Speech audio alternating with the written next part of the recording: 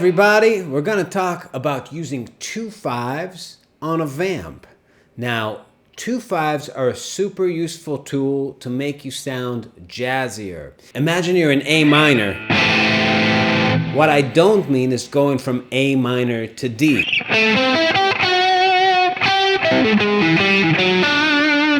That's cool, but that's not exactly the sound I want to talk about today. I'm talking about creating a cadence that resolves to that A minor. So that's going to be a minor 2/5 going to A minor. It's going to be B half diminished going to E7. And the idea is to superimpose that. Superimpose is a fancy way of saying playing over chords that aren't actually there in the music. So if the rhythm track is just this A minor,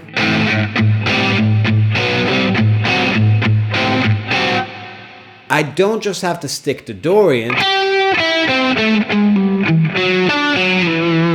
I can go through the changes that are in my head that make up the cadence. And there are a lot of options of how to do that. But I'm going to just stick to that B minor 7 flat 5 to E7. And as I play a line, it's going to look like this. Now what did I do? I played an arpeggio of the B minor 7 flat 5, went to the third of E, played an arpeggio of that E7 with a flat 9, and resolved to A minor. But as I do it in time, it sounds like this. Now in context,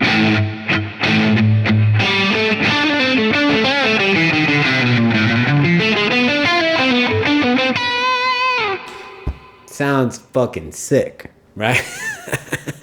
You can do it going down like B minor 7 flat 5 to E7.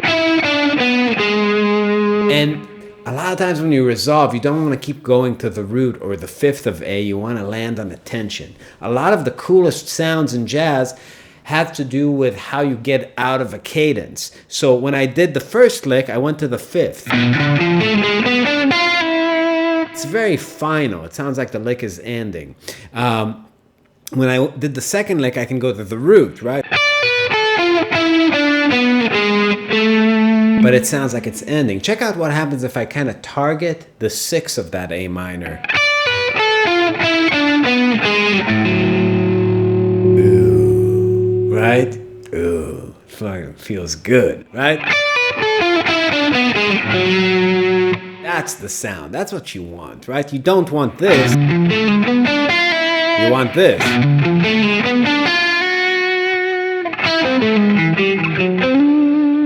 Tasty. Interesting. That's the sound.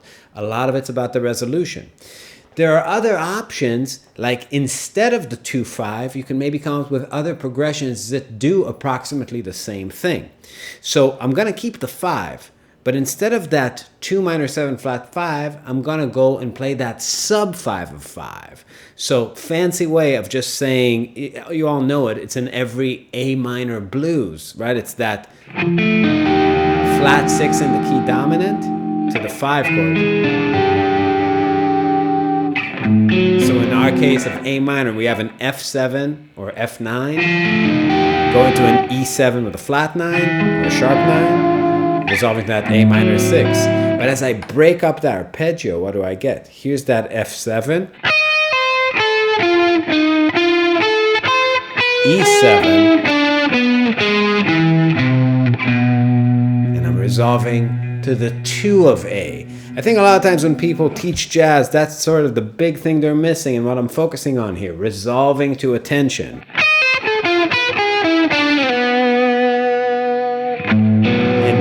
Just hang out there. It hangs out. It does a great job. So what did we cover? We have a minor 2/5 superimposed, a flat 6/5 superimposed, and the last thing I want to talk about is a 2 minor 7 flat 5 going to a sub 5 of 1. So you're using the tritone sub of that E7.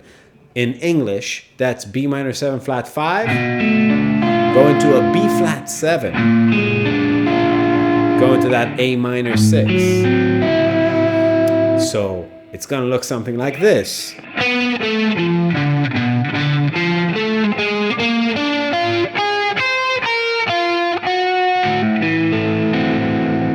I do there? I arpeggiated that B minor 7 flat 5. And then when I went to the B flat, I went in through the flat 7 of that B flat.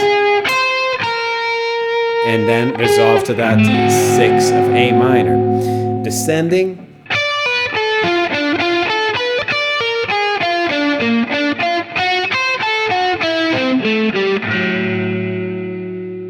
I'm going to do it in context real quick and just play it over that A minor. You can hear the groove for a second.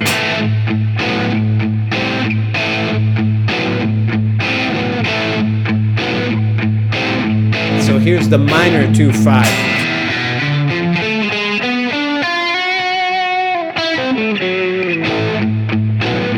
Here's the sub 5 of 5 to the 5.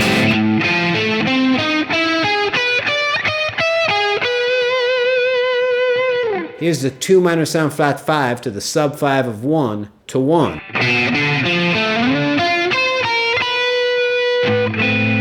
Gnarly.